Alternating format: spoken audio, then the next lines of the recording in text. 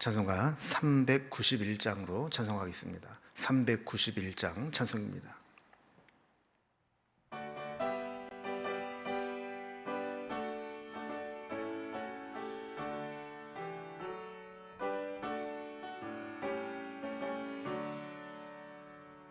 오 놀라운 구세주 예수 내 주 참 능력의 주시로다.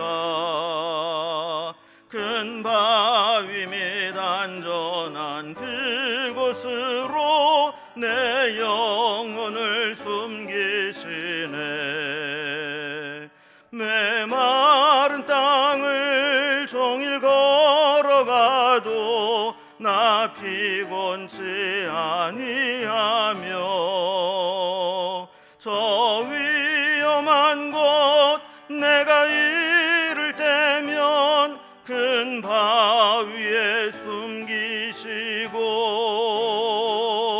주 손으로 덮으시네.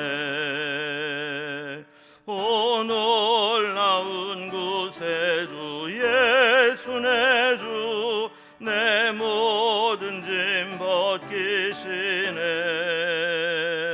죄악에서 날 끌어올리시며 또 나에게 힘 주시네. 메마른 땅을 종일 걸어가도 나 피곤치 아니하며 저 위험한 곳 내가 이를 때면 큰 바위에 숨기시고 주 손으로 덮으시네. 증량 못할 은혜로 채우시며 늘 성령의 감화 주사 큰 기쁨 중 주님을 찬양토록 내 믿음을 도우시네. 메마른 땅을 종일 걸어가도 나 피곤치 아니하며 저 위험한 곳 내가 이를 때면 큰 바위에 숨기시고 주 손으로 덮으시네. 주 예수님 공중에 임하실 때 나 일어나 맞이하리. 그 구원의 은총을 노래하리. 저 천군과 천사 함께 메마른 땅을 종일 걸어가도 나 피곤치 아니하며 저 위험한 곳 내가 이를 때면 큰 바위에 숨기시고 주 손으로 덮으시네. 오늘 함께 나눌 하나님 말씀은 예레미야서 50장 21절에서 32절까지 말씀입니다. 예레미야 50장 21절에서 32절까지 말씀을 제가 봉독하겠습니다. 이는 여호와의 말씀이니라. 너희는 올라가서 무라다임의 땅을 치며 그곳의 주민을 쳐서 진멸하되 내가 너희에게 명령한 대로 다 하라. 그 땅에 싸움의 소리와 큰 파멸이 있으리라. 온 세계의 망치가 어찌 그리 꺾여 부서졌는고. 바벨론이 어찌 그리 나라들 가운데 황무지가 되었는고. 바벨론아, 내가 너를 잡으려고 올무를 놓았더니 내가 깨닫지 못하여 걸렸고 내가 여호와와 싸웠으므로 발각되어 잡혀도다. 여호와께서 그의 병기창을 열고 분노의 무기를 꺼내면 주 만군의 여호와께서 갈대아 사람의 땅에 행할 일이 있음이라. 먼 곳에 있는 너희는 와서 그를 치고 그의 곳간을 열고 그것을 곡식 더미처럼 쌓아 올려라. 그를 진멸하고 남기지 말라. 그의 황소를 다 죽이라. 그를 도살하려 내려 보내라. 그들에게 화 있도다. 그들의 날 그 벌받는 때가 이르렀음이로다. 바벨론 땅에서 도피한 자의 소리여, 시온에서 우리 하나님 여호와의 보복하시는 것, 그의 성전에 보복하시는 것을 선포하는 소리로다. 활 쏘는 자를 바벨론에 소집하라. 활을 당기는 자여, 그 사면에서 진을 쳐서 피하는 자가 없게 하라. 그가 일한 대로 갚고 그가 행한 대로 그에게 갚으라. 그가 이스라엘의 거룩한 자 여호와를 향하여 교만하였음이라. 그러므로 그날에 장정들이 그 거리에서 엎드려지겠고 군사들이 멸절되리라. 여호와의 말씀이니라. 주 만군의 여호와의 말씀이니라. 교만한 자여 보라, 내가 너를 대적하나니 너의 날 곧 내가 너를 벌할 때가 이르렀음이라. 교만한 자가 걸려 넘어지겠고 그를 일으킬 자가 없을 것이며 내가 그의 성읍들에 불을 지르리니 그의 주위에 있는 것을 다 삼키리라. 아멘. 예레미야서 이제 후반부로 이렇게 오면서 마지막에 하나님의 세상을 심판하시는 도구로 쓰셨던 바벨론 역시 하나님의 심판을 받게 되는 그런 부분을 우리가 살펴보고 있습니다. 어제도 이제 오늘까지 이어지는 저 말씀인데, 이 바벨론이 한때 온 세계의 망치로 하나님의 심판의 도구로 이렇게 멸망시키는 그런 역할을 했지만, 하나님의 심판이 임하게 되니까 그 망치가 이렇게 부서졌고 그 땅은 황무지가 될 것이다 하는 예고의 말씀을 하십니다. 또 바벨론은 야생동물에 비유해서 하나님은 그 야생동물을 사냥하는 분으로 이렇게 말씀을 합니다. 그래서 이렇게 망치가 꺾이고 또 짐승이 올무에 걸리고 이런 것들을 반복해서 이 바벨론의 심판을 선언하고 계시는 거죠. 그래서 바벨론에 대한 하나님의 심판이 확정되었고 이제 곧 시행될 것을 말씀합니다. 이렇게 바벨론은 하나님의 심판의 도구로 쓰임 받았지만 교만해서 하나님의 성전과 하나님의 백성 예루살렘 성을 무참히 파괴하고 더럽히고 멸망시켰기 때문에 결국 그들 역시 하나님의 심판을 받을 수밖에 없었던 것이죠. 오늘 이렇게 성전을 파괴하고 교만했던 이 바벨론에 대한 하나님의 심판을 말씀하는데 단락별로 내용을 좀 구분을 해보면, 이 바벨론을 꺾여 부서진 망치에 비유하면서 망치가 이렇게 꺾이듯 바벨론 역시 심판을 받게 될 것이다 하는 내용이 21절에서 27절까지 있습니다. 그리고 28절에서는 하나님의 보복을 선포하는 소리들이 울려 퍼지게 될 것을 예고합니다. 그리고 29절 32절에서는 왜 바벨론이 멸망을 당하는가, 결국 그들의 교만이 하나님의 징계를 얻게 해서 쓰러지게 될 것이다 하는 내용입니다. 먼저 첫 번째 단락입니다. 이 바벨론을 꺾여 부서진 망치에 비유해서 심판의 도구로 쓰였던 바벨론이 심판을 당하게 되는 그런 내용을 말씀하고 있습니다.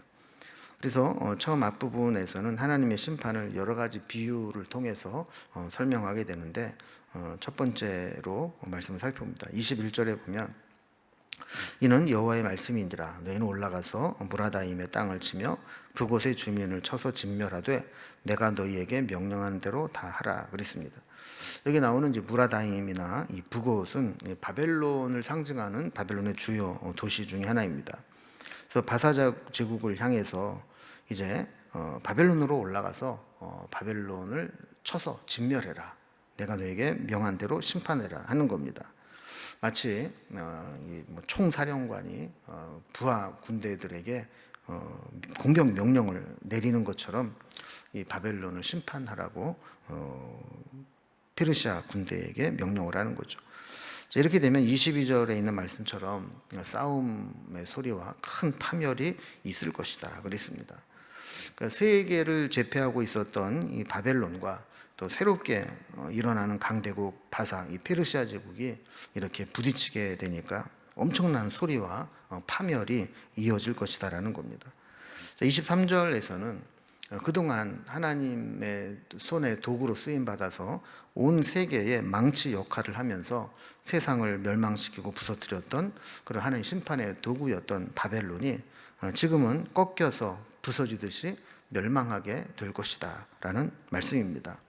뿐만 아니라 그 땅이 그 모든 나라들 가운데 황무지가 될 것이라고 하나님의 심판을 예고한 겁니다. 또 두 번째 비유로는 바벨론을 24절에서 올무에 걸림같이 걸려 망하게 되었다라고 말씀합니다. 마치 바벨론은 야생 동물과 같고 하나님은 그 동물을 잡기 위해서 올무를 놓은 사냥꾼과 같이 비유를 한 거죠. 결국 바벨론이 그 올무에 걸린 꼴이 되어서 망하게 되었다는 겁니다. 근데 이게 재미있는 것은 이렇게 된 원인을 바벨론이 여호와와 싸웠기 때문이다, 이렇게 이야기를 합니다. 하나님과 싸워 발각되어서 잡히게 되었다라는 거죠. 그러니까 하나님의 도구로 온전히 쓰임 받아야 될 바벨론이 하나님을 거스르고 대적하고 하나님의 성전을 더럽힌 것, 그 원인이 되어서 결국에는 이렇게 비참하게 심판을 당하고 마르게 되었다는 겁니다. 25절에 보면 바벨론을 멸망시키기 위해서 출전하는 메데바사의 군대에게 무기고를 열고 이 분노의 무기들을, 필요한 것들을 다 꺼내주시는 것처럼 이렇게 말씀을 합니다. 그래서 이 바사 왕국에게 바벨론을 칠 무기들을 제공해 주면서 예전에 이 바벨론을 들어 세상을 심판했듯이 이제는 이제 페르시아를 통해서 갈대아 사람의 땅에 심판을 행하라고 명령하시는 거죠. 26절에 보면 먼데 있는 메데바사가 와서 곳간을 열고 남김없이 약탈해 갈 것이다. 곡식더미처럼 쌓아 올린 것들을 다 진멸하고 다 약탈할 것이다 라고 이야기를 했고, 27절에서는 바사의 군대를 바벨론에 보내면서 마치 소를 도살하는 것처럼 그렇게 심판하라고 말씀합니다. 이것이 바벨론이 받을 심판, 또 벌받을 때가 이르렀다라는 겁니다. 이 곡간과 소 우리는 사람들이 자신들의 생명을 보존하고 또 보장받기 위해서 저장해 놓는 곳들입니다. 그런데 하나님이 오셔서 그것들을 다 흩으시고 파괴하고 약탈해 가면 인간이 미래를 대비하고 저장해 놓은 것들이 아무 소용이 없어진다는 거죠. 한때 하나님께 쓰임받는 망치와 같은 존재로 있었던 바벨론이 하나님께 버림을 받고 부러지고 황폐하게 될 것이고, 또 강대하고 힘있던 나라도 이렇게 흔적 없이 사라질 수 있다는 것을 보여줍니다. 우리도 하나님이 힘을 주시고 강하게 하셔도 우리가 늘 겸손하게 우리의 본분을 잊지 않고 하나님께 쓰임받는 자로 서 있어야 우리가 지속될 수 있는 것이지, 하나님께 은혜를 주고 힘을 주셨다고 해서 교만하거나 함부로 사용하게 되면 우리도 징계의 대상이 될 수 있는 거죠. 두 번째 단락을 보면 이런 하나님 명령을 보고 하나님의 심판, 하나님의 보복이 이루어지는 것을 보면서 하나님의 이 보복을 선포하는 소리들이 들려지게 된다는 겁니다. 하나님은 바벨론의 멸망을 통해서 하나님 백성들이 다시 고국으로 돌아오는 계기가 되게 할 기회로 삼으셨다 그랬습니다. 그래서 28절 말씀을 보면 바벨론 땅에서 도피하는 자의 소리여, 시온에서 우리 하나님 여호와의 보복하시는 것, 그의 성전에 보복하시는 것을 선포하는 소리로다 그랬습니다. 이렇게 바벨론이 멸망을 당하고 이스라엘 백성들이 그때 포로에서 풀려나서 고국으로 돌아오게 될 때 이 바벨론이 멸망당하는 것을 보면서 시온에서 우리 하나님이 보복하시는 것이다, 그들이 성전에 행하는 것에 대해서 보복하는 것을 선포하는 소리다, 이렇게 하나님을 찬양하면서 돌아오게 될 것이다 라는 겁니다. 그래서 세 번째 단락을 보면 그러면 왜 바벨론이 멸망당하게 되었는가? 결국 그들의 교만이 이런 징계로, 징벌로 이어지게 되었다라는 겁니다. 이렇게 29절부터 32절까지는 바벨론이 심판당하게 되는 원인의 중점을 또 설명을 하는데, 29절에 보면 바벨론이 멸망당하는 것을 묘사합니다. 마치 하나님께서 막 군대를 막 소집하듯이 활 쏘는 군대들을 소집해서 바벨론을 공격하게 합니다. 이 활을 쏘는 이 궁수 부대는 요즘으로 치면 이 포병대와 같습니다. 보병이 진격하기 전에 원거리에서 활로 먼저 적에게 타격을 입히고 그 다음에 이제 보병들이 공격을 하는 것이 전술이었죠. 바벨론은 이렇게 사방에서 쏘아대는 이런 궁수들의 활에 의해서 속수무책으로 당하게 되고 피할 수가 없게 된다라는 겁니다. 이것은 그가 행한 대로 갚음을 받는 것인데, 중간에 보면 그가 이스라엘의 거룩한 자 여호와를 향하여 교만하였음이라 그랬습니다. 결국 하나님 앞에서 교만하고 자기 멋대로 살아가는 것, 이것이 얼마나 심각한 심판의 이유가 되는가를 이렇게 보여주는 겁니다. 30절에서는 그러므로 그날에 장정들이 그 거리에 엎드려지겠고 군사들이 멸절되리라 그랬습니다. 나라를 지탱하고 지키는 중요한 것 중 하나가 군대죠. 그런데 그 군대의 장정들 또 군사들이 다 엎드려지고 멸절되게 된다라고 하는 것은 지킬 수 있는 힘이 없어지고 재건할 능력이 없다는 것을 의미하는 겁니다. 그렇게 강력했던 바벨론도 하나님이 심판을 당하고 나니까 결국 그렇게 재건할 수 없는 그런 상황으로 치닫게 되는 거죠. 31절에서도 계속 바벨론의 교만을 지적하십니다. 바벨론이 교만한 자이기 때문에 하나님의 심판을 받을 수밖에 없다라는 것입니다. 32절에서도 교만한 자는 다 걸려 넘어지는데 그를 일으켜 줄 자가 없을 것이다 그랬습니다. 이 교만한 자는 보통 자기가 다 잘난 줄 알기 때문에 자신만만합니다. 자기의 대적자는 없다고 생각하고 또 누가 나를 돕지 않아도 나는 내 스스로 강하다라고 생각하기 때문에 이웃을 만들지 않습니다. 근데 방심하다가 하나님의 심판을 당하고 나면 위기의 때 자기를 도와줄 이웃이 없어지는 겁니다. 교만해서 독불장군으로 휘젓고 다니다가 위기를 만나서 쓰러질 때 아무도 그를 붙들어 일으켜 줄 자가 없으니 그냥 주저앉아 있게 되는 거죠. 바벨론에 심판당하는 가장 큰 요인은 교만이라고 여러 차례 지적하고 있습니다. 하나님이 쓰시는 막대기 역할을 했다고 해서 자신이 마치 하나님이 된 것처럼 착각하고 교만해지면 안 되는 겁니다. 특별히 우리가 하나님의 은혜를 입고 하나님 앞에 쓰임 받는다라고 생각할 때 더 겸손해야 되고 더 하나님 앞에 엎드려야 되고 더 하나님을 의지해야 되는 겁니다. 그렇지 않고 마치 자기가 한 것처럼 교만해지게 될 때 결국에 한순간에 하나님 앞에 이렇게 쓰러질 수 있다는 것을 보여주는 것이죠. 우리도 하나님 앞에 늘 겸손한 마음으로 하나님 앞에 끝까지 쓰임 받을 수 있도록 그렇게 하나님 앞에 쓰임 받도록 우리 자신을 살피고 서 있는 저와 여러분이 될 수 있기를 주님의 이름으로 기원합니다. 기도하겠습니다. 하나님 아버지, 한때 하나님 앞에 쓰임 받았던 심판의 도구로 강력한 힘을 가졌던 바벨론도 교만하여 하나님의 심판을 받게 되면 그 과거의 영광과 능력이 무색할 정도로 한순간에 무너지는 것을 보게 됩니다.